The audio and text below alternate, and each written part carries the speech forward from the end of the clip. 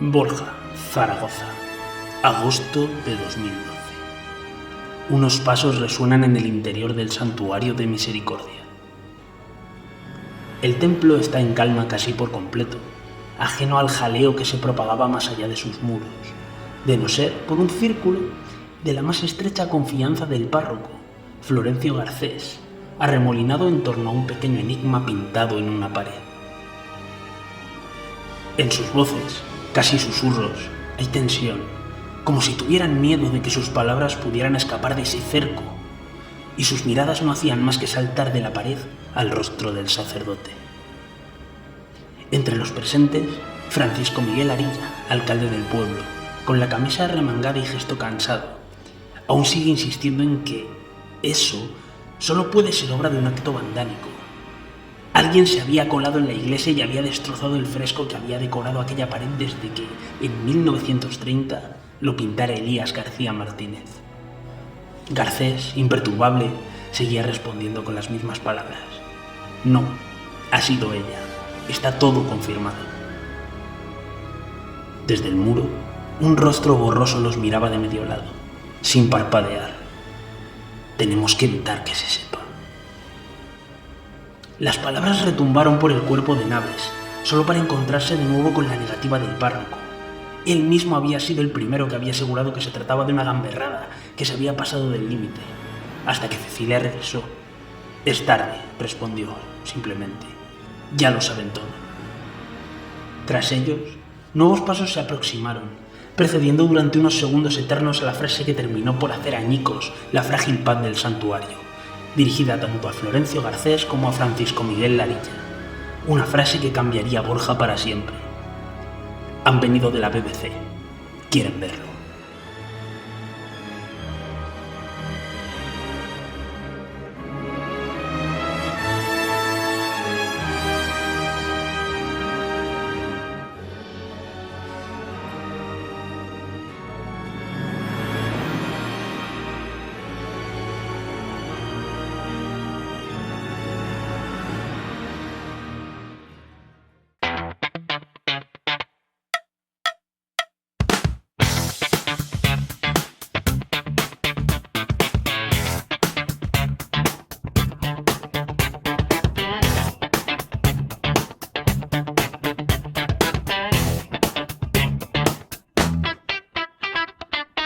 Hola, ¿qué tal? Soy David Oritz, esto es Obra Maestra y hoy, sin grandes rodeos, os traigo una de las rutinas de skincare más famosas de la historia del arte. Además tengo modo de meter cortes, porque en el anterior capítulo solo incluí fragmentos musicales y el episodio de hoy se presta mucho a... ¿O no? Y voló, y me hizo volar, y yo volé de él. El episodio de hoy va a tener una buena dosis de polémica, porque es una historia que todavía genera división de opiniones y algún que otro rasgamiento de vestiduras que me encienden un poco. Me voy a controlar para poder haceros bien la del embudo del tiempo, pero vamos, que hoy voy todo loco, ¿eh? ¡Hijos de puta! Porque hoy, en Obra Maestra, nos enfrentamos a una de las restauraciones que mejor han combinado la polémica y la viralidad, de la mano de una bienintencionada octogenaria con carita de buena persona y cuyos pinceles hicieron que durante el verano de 2012 todo el mundo se convirtiera, por lo que sea, en experto en patrimonio. Sí, amores, hoy, en Obra Maestra, el Ecce-Homo de Borja.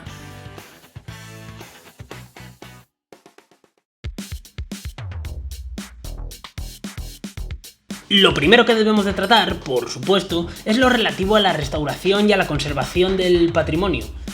No todo, claro, solamente lo básico. Y ni siquiera todo lo básico, sería más como lo básico de lo básico.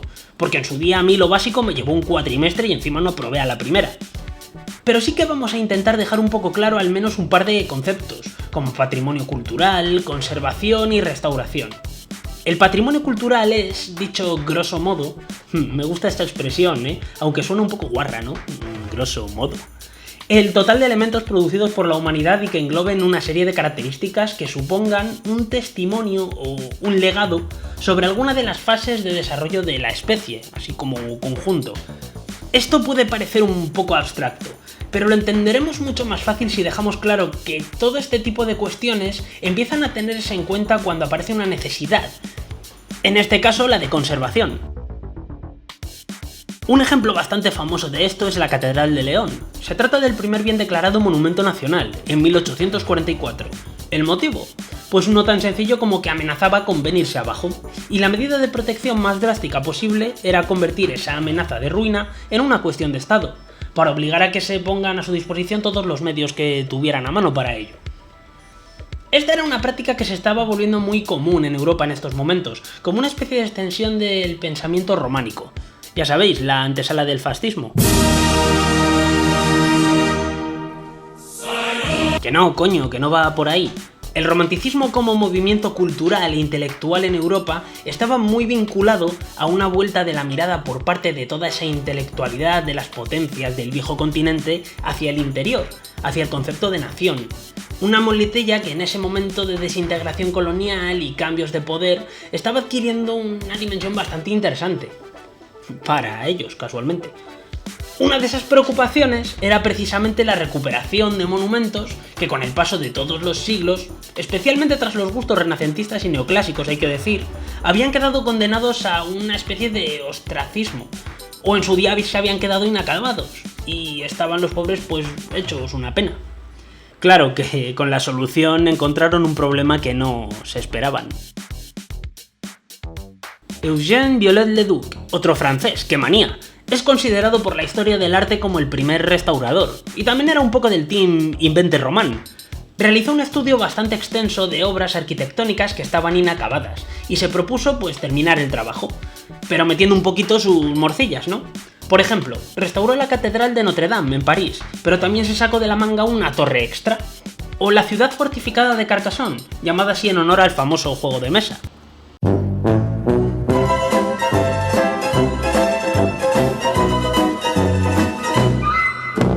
El caso es que Viollet-le-Duc produjo un buen número de lo que se conoce en el argot de la restauración como falsos históricos.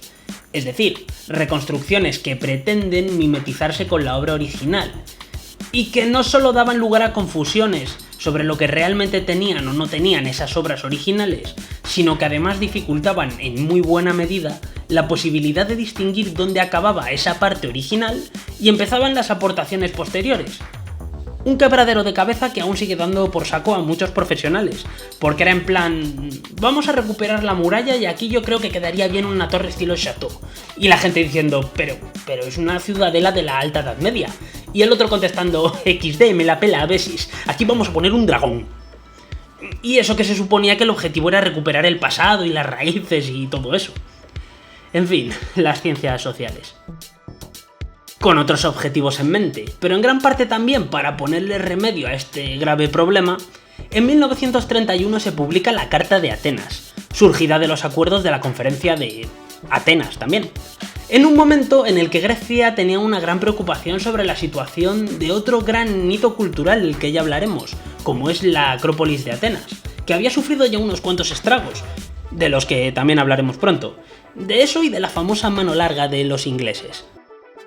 En fin, esta declaración versaba sobre los principios irrenunciables de la restauración de monumentos artísticos, en tanto en cuanto constituyen un documento por sí mismos de carácter antropológico, sociológico y demás. En esta carta se establecen 10 puntos, entre los cuales hacen un llamamiento a los estados para que colaboren en la conservación del patrimonio, exigen que el monumento esté siempre subordinado al interés colectivo, se unifiquen tendencias, se elabore un inventario de bienes culturales a gran escala, se respeten criterios colectivos y, fundamentalmente, se respete el bien original, actuando específicamente sobre su integridad y su perdurabilidad, sin añadidos porque queda bonito ni nada por el estilo. Y en resumen, pues evitando por todos los medios posibles la generación de esos falsos históricos que al final, pues lo único que hacen es pervertir como testigo fiable de la historia al propio monumento. No me quiero repetir, pero es que es una nota triste al respecto pensar que una parte muy importante de la Acrópolis, ese bien que tanto importaba conservar, se encuentra todavía expatriada y expuesta en espacios cuyo único mérito para contar con todo ese patrimonio en su colección fue llevárselo del lugar al que de verdad pertenecía. Pero bueno, como ya os he dicho, esa es otra historia, amores.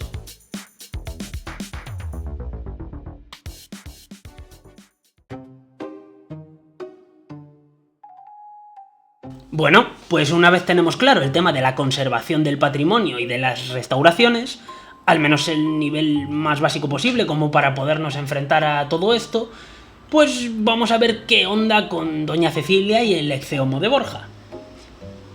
En primer lugar, se trata de un pequeño fresco de apenas medio metro cuadrado que fue realizado en su día por Elías García Martínez en 1930, basado a su vez en el Ecce-Homo del célebre pintor y grabador barroco boloñés Guido Reni, de quien tenemos algún que otro lienzo en el Museo del Prado, como Hipómenes y Atalanta.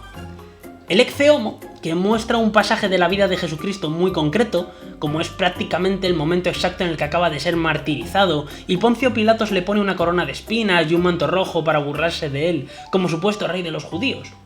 Esto sería un poco como si Jesucristo hubiera salido justo en ese momento de prestar declaración en el cuartel de la Guardia Civil en Inchaurrondo. ¡El diablo, pero qué maldito tenis! Este tema artístico se volvió muy del gusto de pintores y tallistas durante el barroco en Europa, debido a que uno de los intereses más claros que tenían los comitentes en esta época, los que ponían la pasta, en lo referente a esas obras patrocinadas por la Iglesia, era el de mover a devoción a los feligreses, causar un gran impacto en ellos y a través de eso, pues, remover un poco la fe.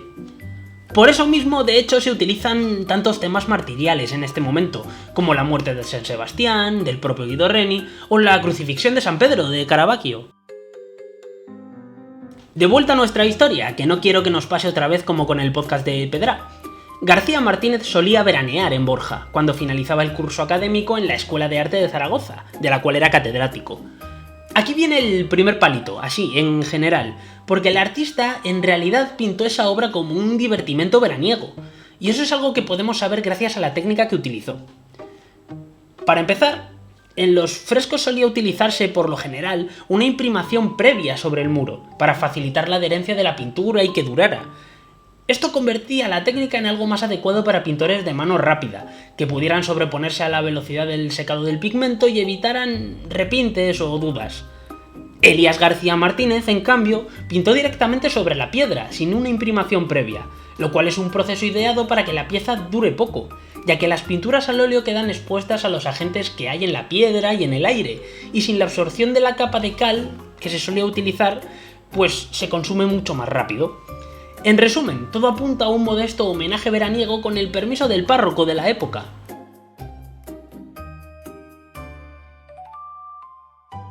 Es aquí donde entra en escena una mujer llamada Cecilia Jiménez Zueco. Era una vecina normal del pueblo de Borja que compaginaba su afición por la práctica de la pintura con el agotador cuidado de su familia, porque sus dos hijos, uno con parálisis cerebral y otro con una distrofia muscular degenerativa que terminó por acabar con su vida, necesitaban una serie de atenciones que no eran precisamente fáciles de asumir. Esta mujer realizó unas cuantas pinturas al óleo sobre lienzo, sobre todo paisajes. Llegó incluso a hacer alguna que otra exposición local y a vender unos cuantos cuadros, lo cual nos dice que mal del todo tampoco se le daba, que con lo que tenía encima tampoco era poco que decir, ¿eh? Aquí tenemos un poco lo que es el gran kit de todo esto. Mucha gente se preguntó, cuando todo lo relativo al Ecce-Homo de Borja saltó a la fama, el porqué de que hubiera pasado. Y sin más información al respecto, pues parece una duda razonable, ¿no? ¿Cómo una señora random se ve legitimada para ir un día a la iglesia y rehacer un fresco? Sería difícil imaginar que alguien entra a la Basílica del Pilar con unos pinceles y unos óleos y se pone a retocar las pinturas de Goya, y lo que es más, que a todo el mundo se la suda. Precisamente eso es lo que llamaba la atención, y no habría sido tan viral de haber sido una gamberrada anónima, me atrevería a decir, porque Cecilia pues fue a plena luz del día con sus archipejes y se puso a ello. Pero la explicación es más sencilla de lo que parece. En primer lugar, lo hizo con total naturalidad porque ya lo había hecho antes, por ejemplo en un retrato de la Virgen del Carmen en el convento de Santa Clara. Es más, la lógica nos dice no solo que lo había hecho antes, sino que también que le había salido tan bien como para considerar repetir. Esto no solo lo digo para que nos encaje, también para una cosa que vamos a comentar más tarde sobre ciertas personas que se pusieron muy dignas diciendo que cómo podía ser eso y demás. Uy, estoy yo explosivo hoy, me lo noto. El caso es que llegamos a verano de 2012, y el fresco de Elías García Martínez, ese que Cecilia llevaba viendo allí toda la vida desde que estaba recién hecho, ya estaba en las últimas. La pintura, sin la protección de la imprimación de cal que hemos comentado antes, había estado sufriendo los estragos del tiempo, los microorganismos y la luz. Es curioso cómo todo está conectado, ¿no? Cuando empezó toda esta estructuración de los primeros momentos de la restauración y la elaboración de sus principios, allá por el siglo XIX, lo que hemos dicho al principio, justo, ya estaban muy centrados, entre otras cosas, en que la pintura estaba sometida a este tipo de agentes, y en consecuencia tendía a sufrir un deterioro gradual, pero continuo. Y ahora estamos aquí, como diría Carl Sagan, ante la magnitud del cosmos, ¿no? ¿Inflamable significa flamable? ¿Qué país es? ¿Qué? La pintura del rostro y de la capa se había descascarillado muchísimo, y el conjunto, de cómo estaba tal y como lo había conocido Cecilia en su juventud, en varios sitios parecía ya más una de esas costras en las rodillas que te hacías en tu infancia cuando te caías con la bici, pero que ya está como a mitad de camino de curarse y entre medias vuelve a haber piel, ¿no? ¿Lo visualizáis? Bueno, aquí es donde la historia se divide en dos posibilidades conocidas. En la versión del párroco, Florencio Garcés, Cecilia decidió, por su cuenta y riesgo, armarse con sus pinceles y recuperar la pintura. El párroco se dio cuenta a mitad de camino y la interceptó, pero ya era demasiado tarde. Cecilia, por otro lado, sostuvo que tenía el beneplácito de Florencio, y que el trabajo estaba sin terminar. Había estado dando una primera capa y antes de finalizar el párroco lo vio y se acojonó, pensando que la había liado y le impidió terminar el trabajo. Nosotros vamos a situarnos entre ambos puntos, para buscar lo que, a juzgar por todo lo que se vino después y por toda la atmósfera, es lo más probable. Para empezar, Cecilia ya había hecho antes este tipo de cosas, y al parecer con éxito. Claro, tal vez estamos hablando de algunos retoques puntuales, no de una restauración tan profunda y a gran escala como esta. Era una persona con conocimientos de aficionada, con cierta habilidad, ¿por qué vamos a negarlo?, pero de aficionada, y que probablemente pensaba que era capaz de hacerlo. Dunning-Kruger ahí a tope. Pintar un fresco, y más en un lugar público, no es algo que pase así como así. Ni siquiera pintar un graffiti es algo que pueda hacerse de forma clandestina y a toda velocidad sin más. Necesitas planificación, espacio, tiempo para pensar y demás. Y cuesta mucho imaginarse que una octogenaria pueda colarse en la iglesia de un pueblo de un par de miles de habitantes. Habitantes todos ellos que la conocían perfectamente además, a plena luz del día y sin que nadie se diera cuenta, y avanzar hasta cubrir toda la pieza original con su pintura, que es lo que terminó por hacer. Aquí es donde la versión del párroco se cae. Y no vamos a establecer aquí ningún tipo de sesgo, porque tratándose de la iglesia, si nos ponemos a establecer sesgos, pues no sé dónde vamos a poder llegar a acabar. En la Audiencia Nacional, a lo mejor, porque es que hay que joderse con los...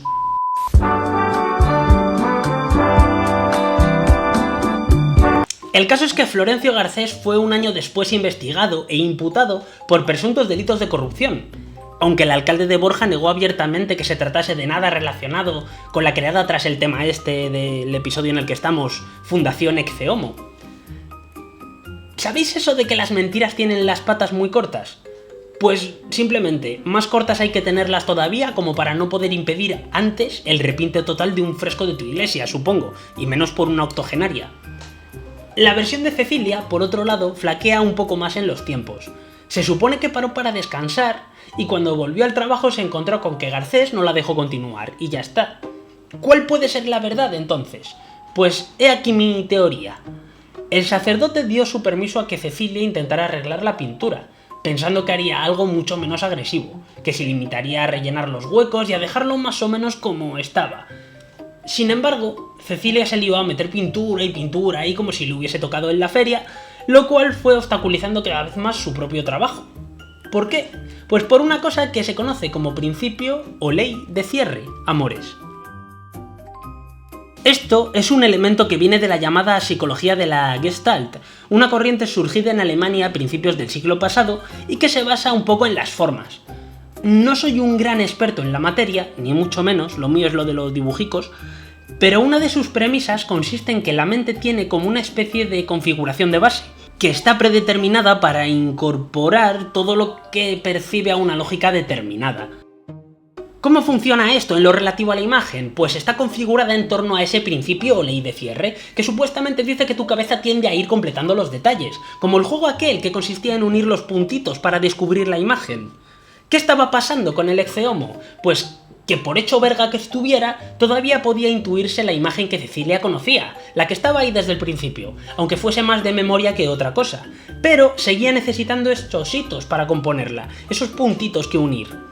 ¿Qué pasó? Que cuando fue llenando ella misma con la primera imprimación el espacio entre esos puntitos, pues se iban perdiendo, y cada vez le era más difícil saber cómo tenía que seguir. Nunca sabremos si esto es exactamente así, pero todo apunta a que en un momento dado paniquearon los dos, sobre todo Garcés, que dijo hasta aquí y no dejó que Cecilia continuase. Cuando los vecinos vieron el trabajo incompleto, pues se encontraron con una especie de Teletubby marrón y muy triste. Obviamente la primera pregunta que se hicieron fue ¿qué coño ha pasado aquí? Y el párroco, lo cual coincide con las primeras versiones de la historia, lo atajó todo diciendo que habían sido un acto de vandalismo.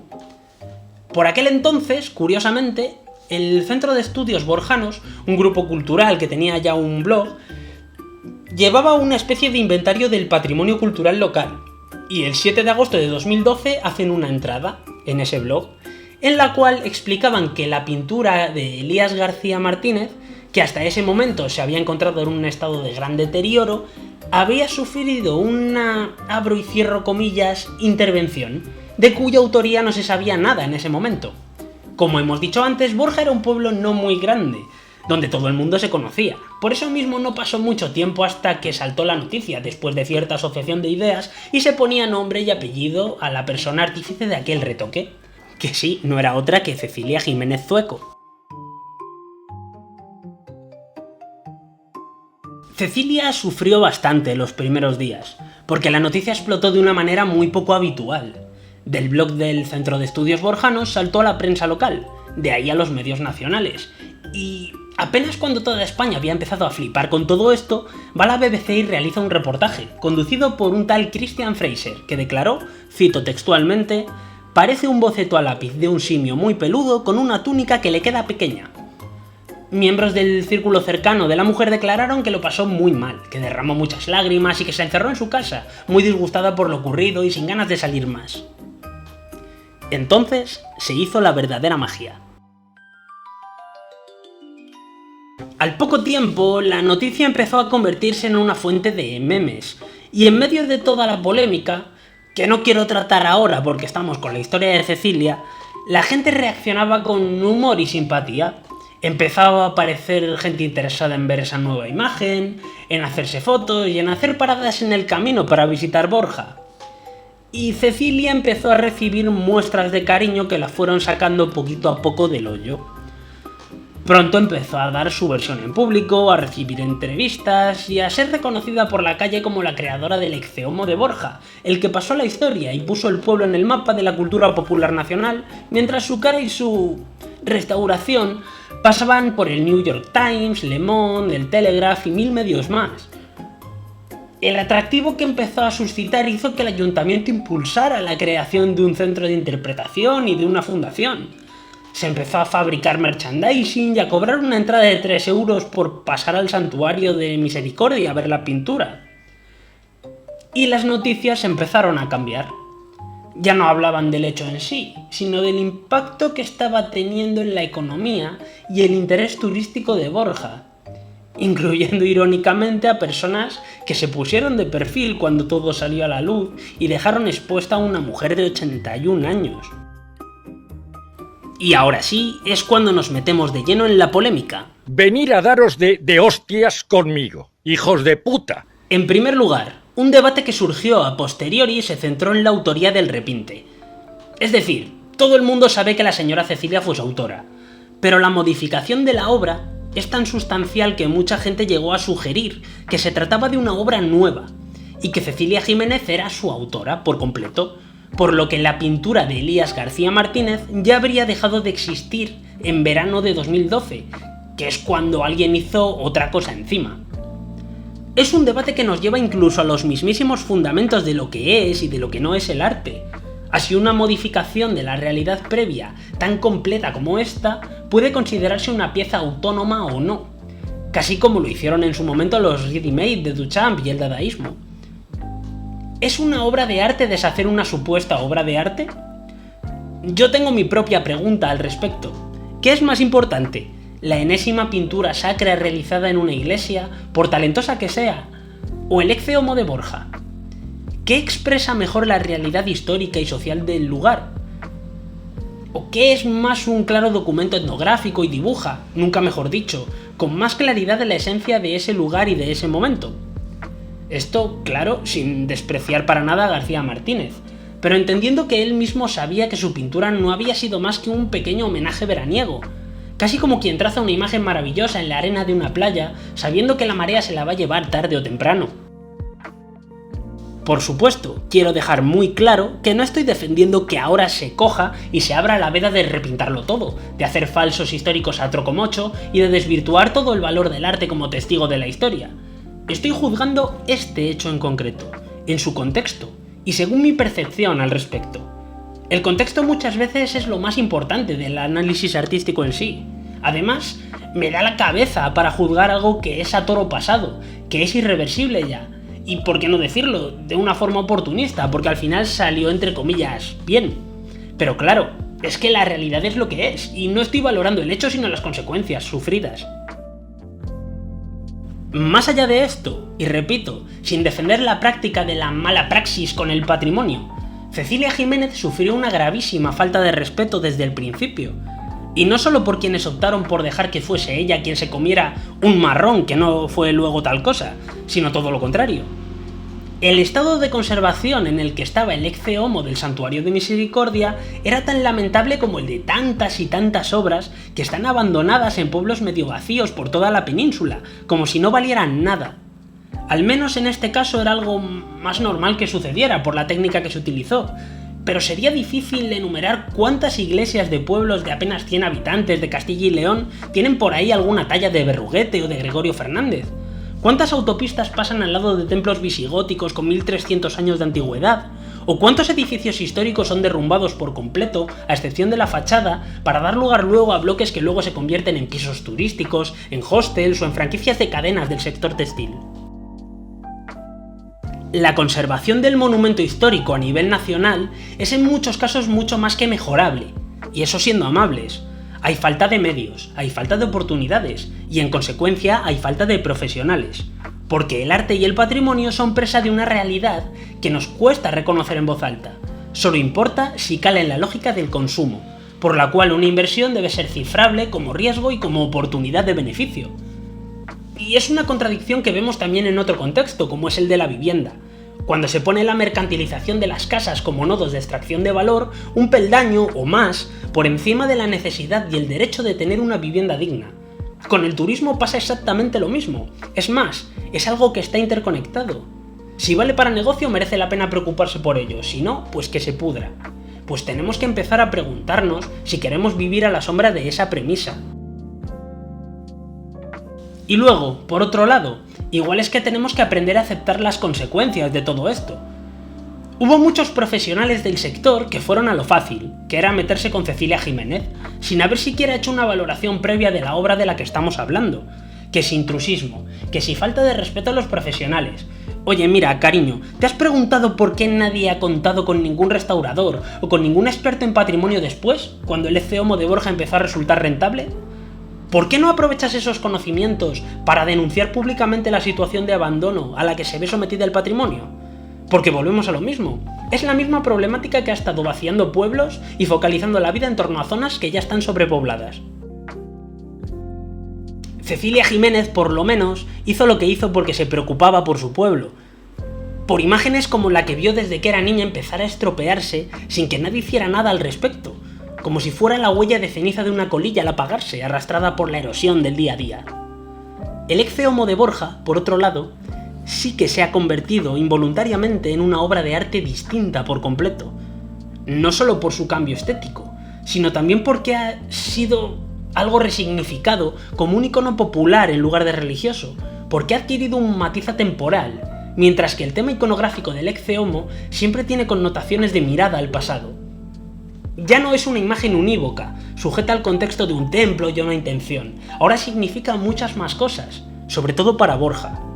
Joder, si han hecho camisetas, imanes, postales y versiones de otras obras. Y no digo que eso sea necesariamente bueno, es más, hemos dedicado algún que otro episodio ya a la cooptación del arte por parte del mercado. Pero es que eso no es algo que se pueda reivindicar desde una perspectiva ascética, como si el arte fuera algo sagrado por encima de lo humano. Si algo voy teniendo claro, es que el arte simplemente es un producto humano, nada más. Es fruto y testigo de su desarrollo social, técnico y hasta moral, si me apuras. Y tenemos que dejar de una vez de tratarlo como si fuera algo que solo pueda ser patrimonio de unos pocos. Vamos a dejar de hacernos los dignos, amores. El 29 de diciembre de 2025, Cecilia Jiménez Zueco falleció en Borja, tras un tiempo ingresada en una residencia. En su larga vida tuvo tiempo de conocer el sufrimiento, la tranquilidad y el cariño, así como la fama mundial y el éxito, ¿por qué no decirlo? Tenía 94 años, y el Ecce Homo ya se había convertido en su obra de forma indiscutible y definitiva. Iba a decir que murió en el mismo Borja en el que nació, pero sería mentir, la verdad, porque su mano al final cambió para siempre el pueblo en el que pasó su vida entera. Y al final del día, ¿el arte no es precisamente eso?